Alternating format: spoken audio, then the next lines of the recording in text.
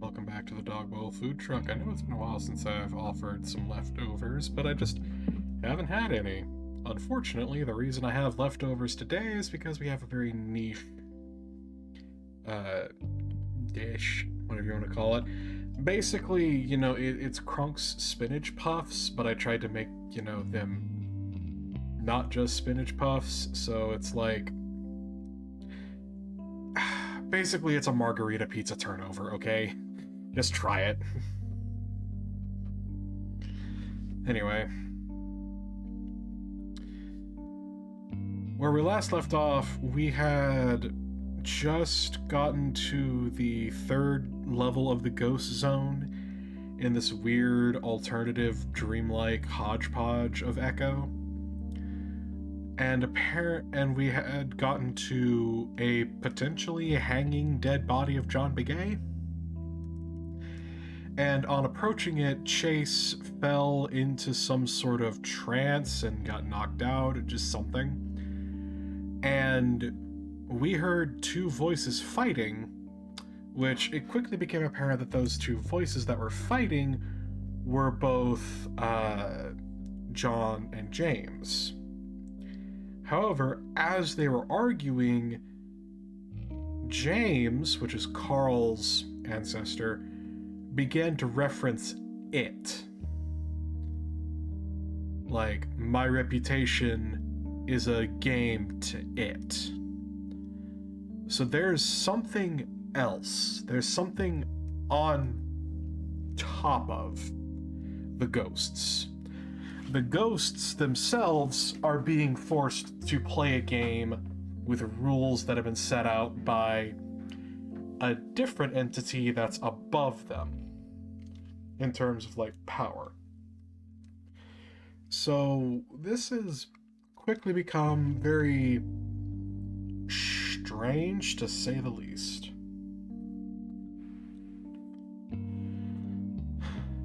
And when we came back, the piece of paper that was in the hanging body's mouth is now gone. So likely the ghosts are fighting again. So, whatever. We're gonna have to figure out what's going on. You fell.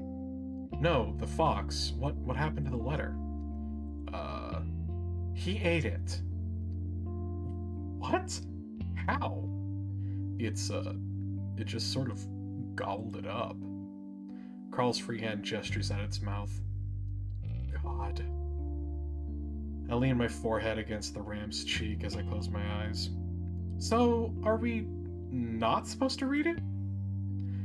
Raven's voice is small and quiet, nothing like his usual self, even during the time we've spent here. No one says anything for a while. I clear my throat. I think I heard John and James while I was out. What? What did they say? I think John and James, they're influencing some of this, but there's something else controlling all of it. How? I don't know, but it's stopping them from telling us what they want to say. Like, this is a game for it.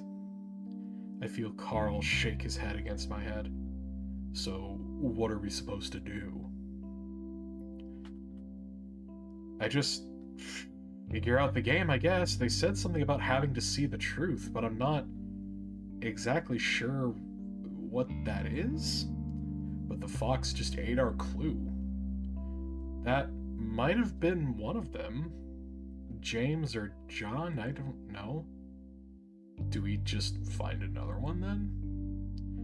I don't say anything because that's when I see the hint of white sticking out from the fox's pocket. I point. What's that? What? That sticking out of the chest pocket. Huh. Carl moves a little closer, pulling me along tentatively. Raven calls anxiously from behind us. What are you guys doing? Carl's voice gets higher, more nervous as he reaches out with a shaky hand. I keep my eyes focused on the pocket, not wanting to look into the eyes if they open again. Carl touches the chest, yanking back his hand once before slowly going in again. Yeah, me too, bud. Me too, man. I need the... No. I ain't about none of this. I ain't about none of this. I don't want to get bit by a zombie hangman's corpse. His face turns towards mine, cringing as he tries to look and not look at the same time. Oh, so it's like when you're playing D&D 5e and you're fighting or just any D&D and you're fighting a frickin' basilisk. Just like, not looking at you, poke, poke, poke, poke, poke, not looking at you, poke, poke, poke. He fumbles at the pocket for a moment, the fox swaying just slightly from the ram's poking fingers. Finally, after what seems like several eternities, Carl manages to get a grip on the note. Once he does, he yanks his hand back, almost hitting the fox's muzzle as he slides the letter free from the pocket. Okay, let's go. Carl gently, but quickly, guides me down the stairs. Jenna eyes what's in Carl's hand suspiciously. What's that? Another letter or something. Where did you get that? The fox ate it earlier. I saw it sticking out of the pocket.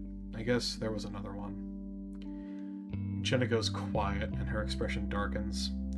I'm about to ask her what's wrong, but Carl's already unfolding the paper, swinging the hand holding it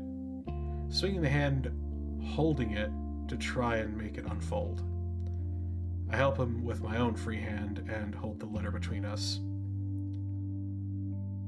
I notice the bottom of the paper has a rough tear, like somebody has torn it in half.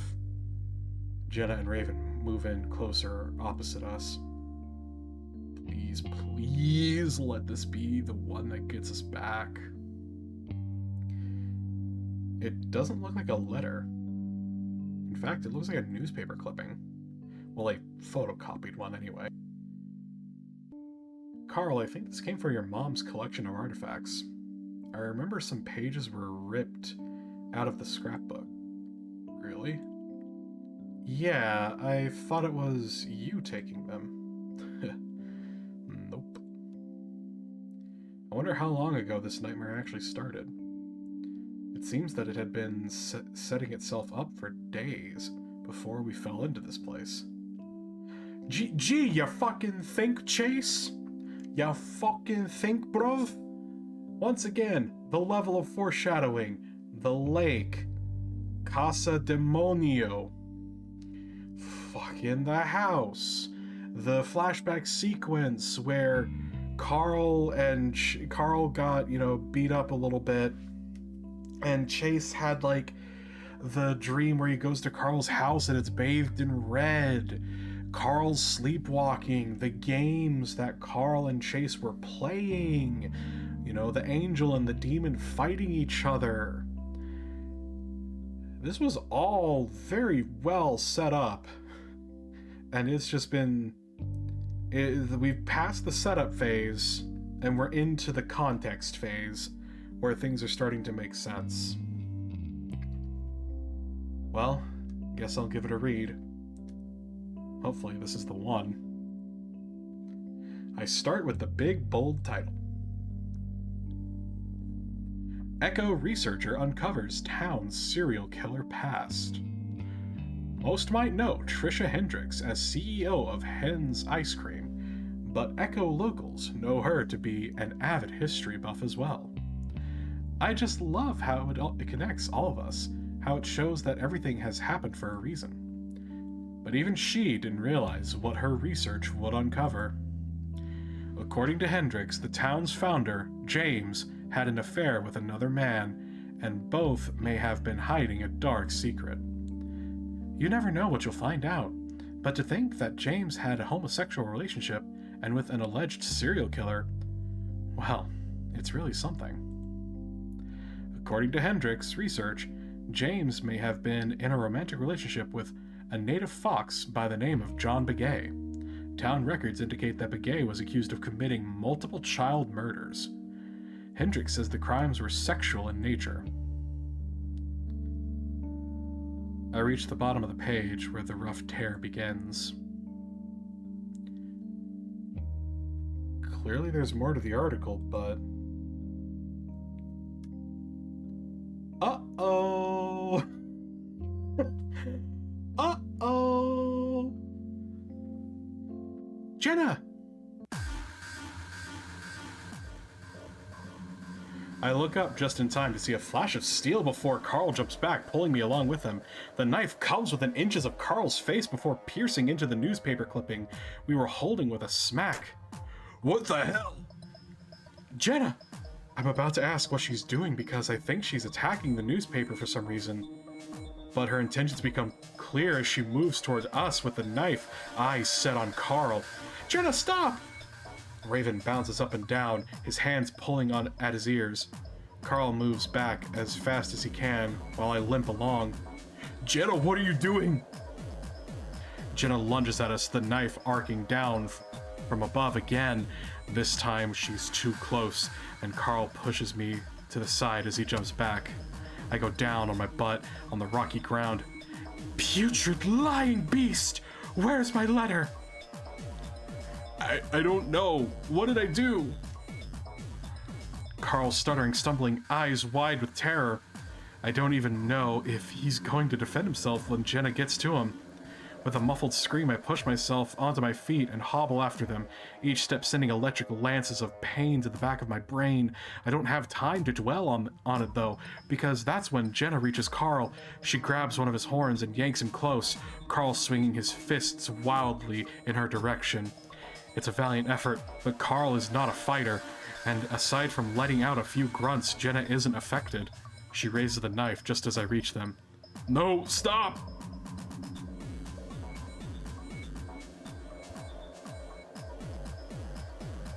Oh, shit.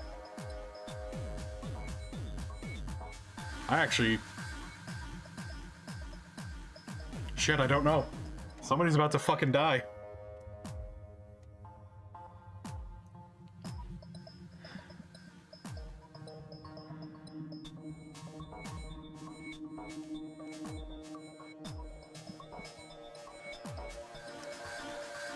Carl, watch out! I yell as loud as I can before giving the fox the hardest shove I can give. I do it at an angle so she doesn't directly hit Carl. Carl leaps to the side as I slam into her, sending Jenna forward to face plant into the rocks and dirt. I reach out to Carl just as Raven goes blurring past me. He leaps onto Jenna, penning her down. Go! Just go! We'll figure out something later, but you need to get Carl away. Carl! Raven's snarling as he tries to keep Jenna pinned, something that doesn't match his cheerful face at all. Carl stumbles to his feet, then turns and starts jogging away. Carl, wait! Help me up! Carl seems to hesitate before finally turning around, leaning over to help me pick me up.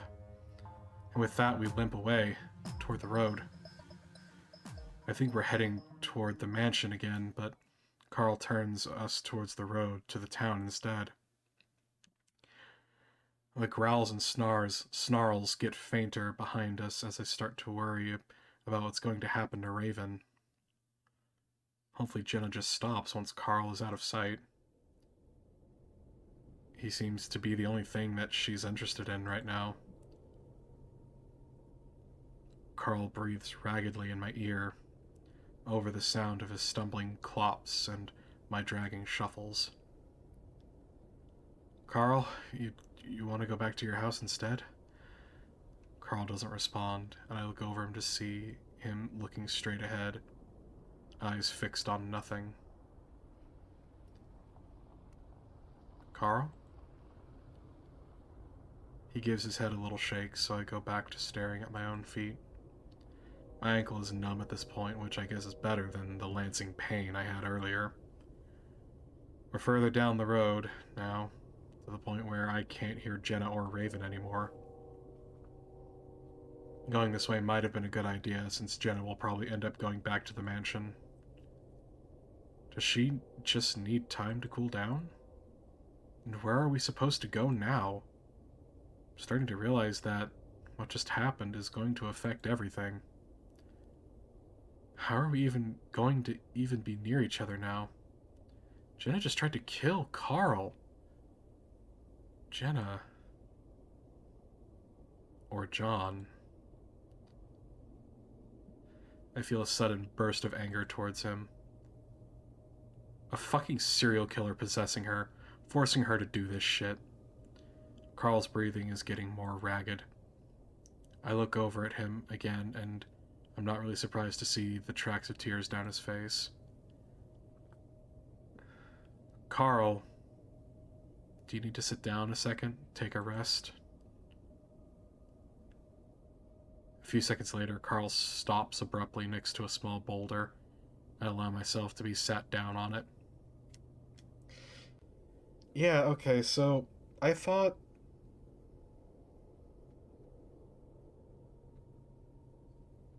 I thought James, Carl's ancestor, was the serial child killer person. So, did Carl's mom uncover that and do a smear job, or just not do a good job? I don't know what the fuck is going on, man. Because all the fucking tidbits, like I specifically remember in the dream it said something about tiny paws slapping at the basement windows of Carl's house. Something like that. So I assume it's James is the killer. A regular James Afton, if you will. The ram doesn't sit down with me, though.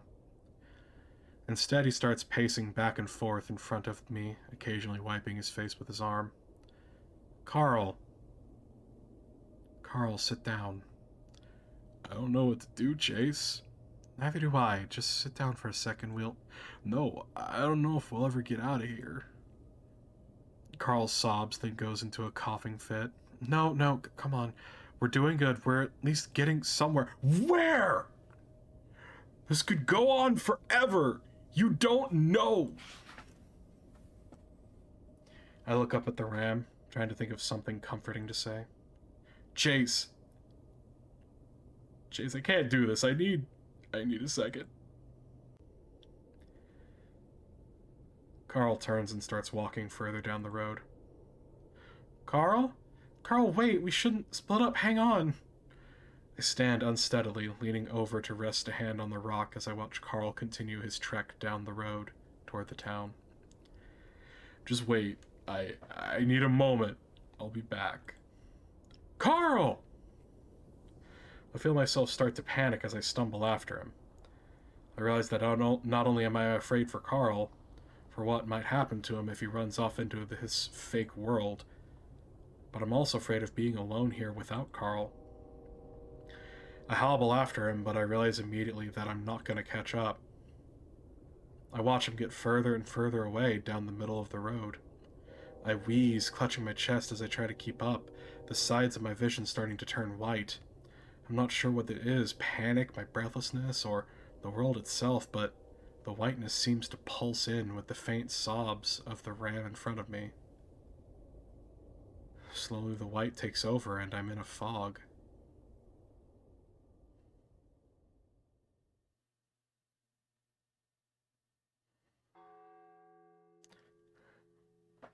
There's a distant rhythmic pounding that sounds like a gong.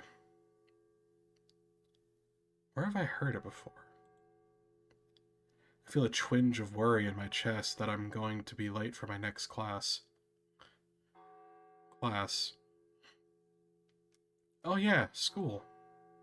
That's the clock tower that chimes every hour. Freezing cold leaks through my fur and stings at my nose. I bring my hands up to rub at my shoulders, shivering. The ground is covered in snow, even though it never snows here. At least not this much. We had a flurry once a few years ago, and even that was a surprise. But here it is, piled up on the ground. My mind is still catching up to me, feeling as if I've woken up in a dream. Fuck, what happened? Carl. I was chasing after Carl on the road. It all comes back to me slowly. I was going after Carl after Jenna tried to... I hear clopping up ahead of me. My head snaps up, looking into the fog, unable to see clearly, though, through it. Hello? Carl? My voice echoes into the emptiness of the university. Pueblo University. It feels like I haven't been here in months rather than just a week. I rub my shoulders again before padding up slowly to one of the buildings. The pain in my ankle is now a dull, throbbing feeling, almost like it's dead. That doesn't seem like a good thing, but at least I can walk. It's just that I have to limp, feeling like I'm walking with a giant log instead of a leg. I focus on the building in front of me. I don't remember this one. In fact, I don't really remember any of them. The buildings are different shapes, just built with the same materials and colors of the buildings at the university. I reach out, grasping at the handle. Locked. I stare at the door for a while, unsure of what to do. More distant clopping up the sidewalk gets my attention, so I start moving in that direction again. Carl! I call out more softly now, because I'm starting to feel afraid of where I am. While I can't see anyone, the fur on my neck is prickling like I'm somewhere extremely vulnerable. I guess the only thing I know for sure about this ordeal is that nothing is as it seems. And for some reason, I don't feel like I'm in a safe place.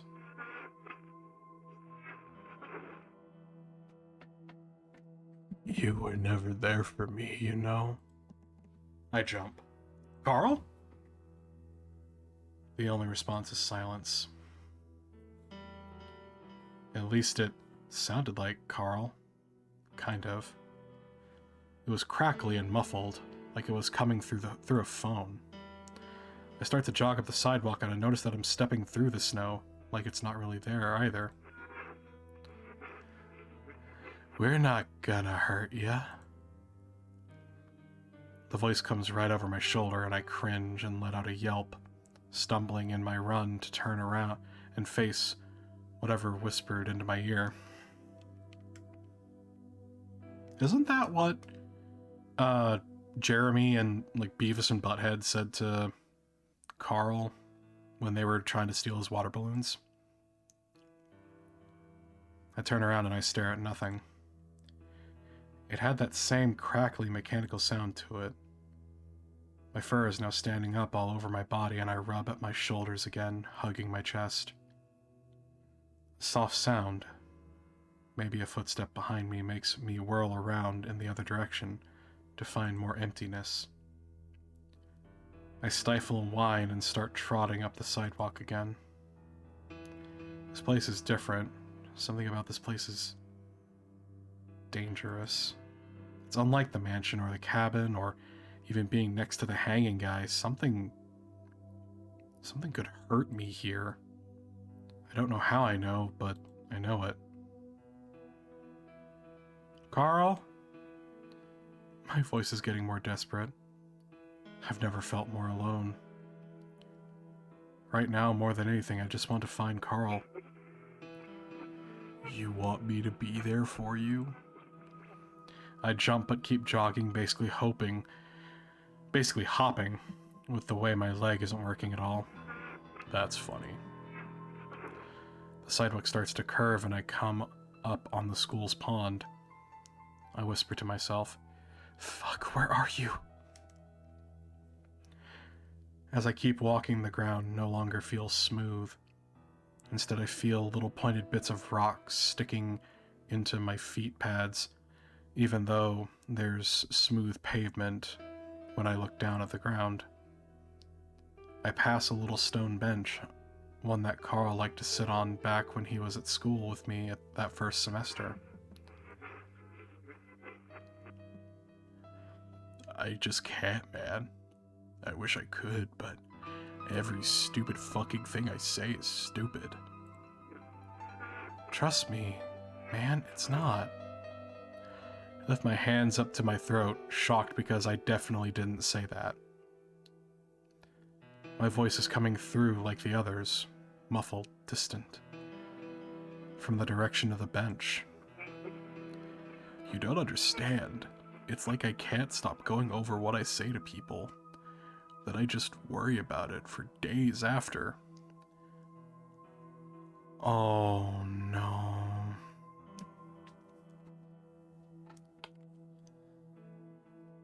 Well, it's been quite some time. It's been quite some time since I put forward reassuring words, and what I really want to say right now is that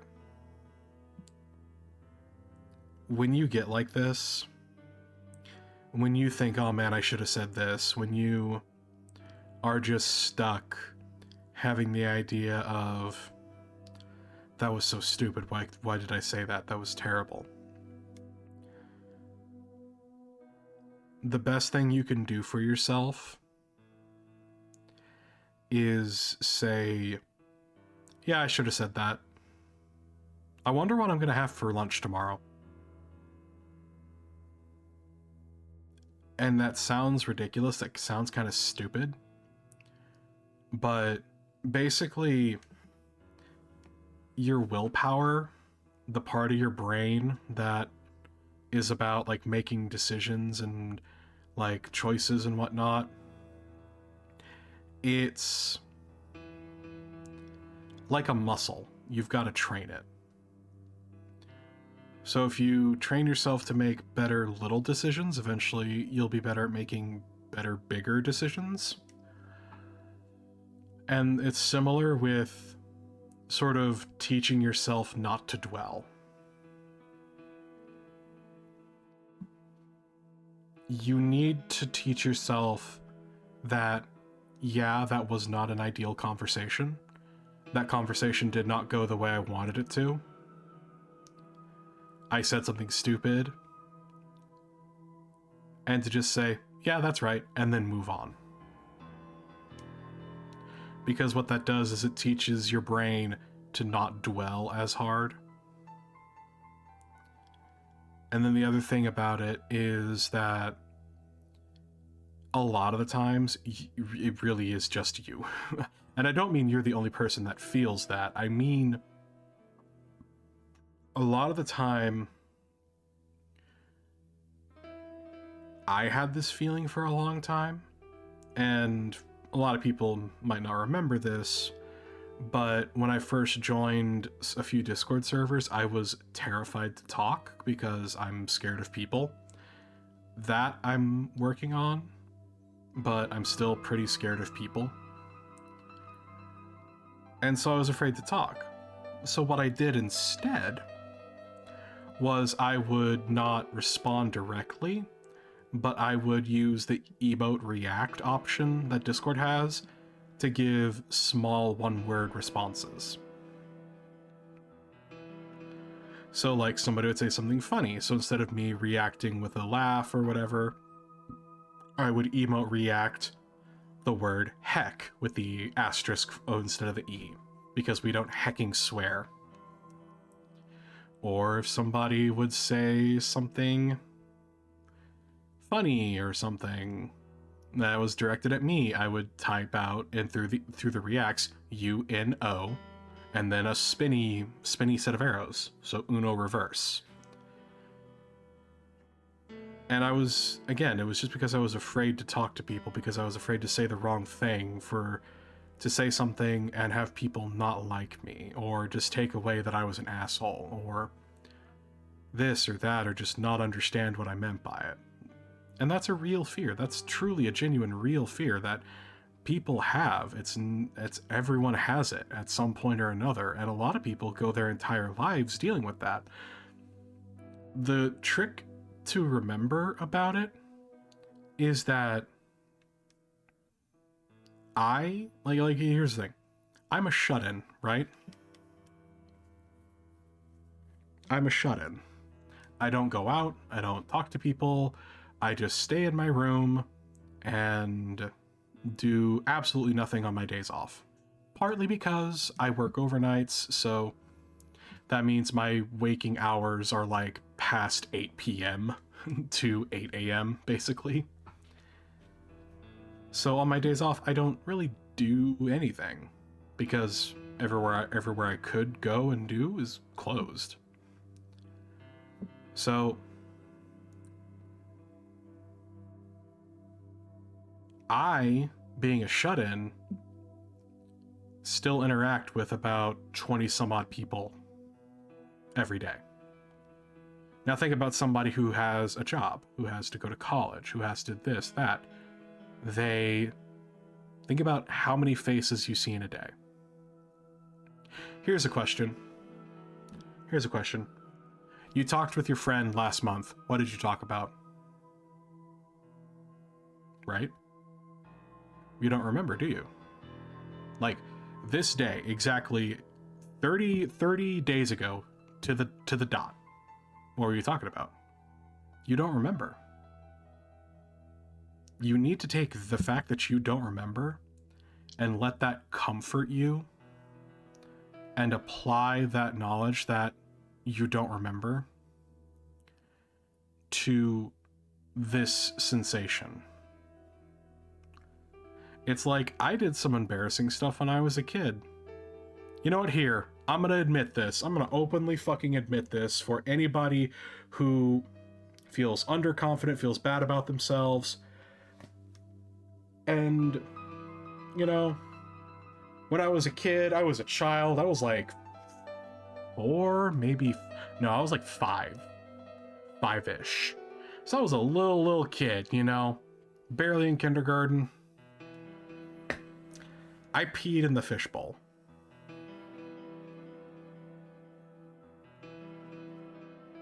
Like, and it killed the goldfish. I'm just there, admit it, boom. Is it embarrassing? Fuck yeah, it's embarrassing. Is it also hilarious at how absurd my child logic of if I get out of bed, I'm gonna be in trouble, even though my parents' room is on a completely separate floor and they would never know I got up to use the bathroom, and also they would completely understand that I had to get up and go use the bathroom? No, fuck all that. I'm gonna get in trouble if I get out of bed, so I peed in the fishbowl. And I ended up killing the fish. It's so fucking bizarre. And the thing about it is, nobody remembers. Nobody brings it up in my family. Like, I'm sure as soon as I say it, everybody will laugh, we'll have a moment, we'll talk about it, and it'll be funny. But nobody remembers.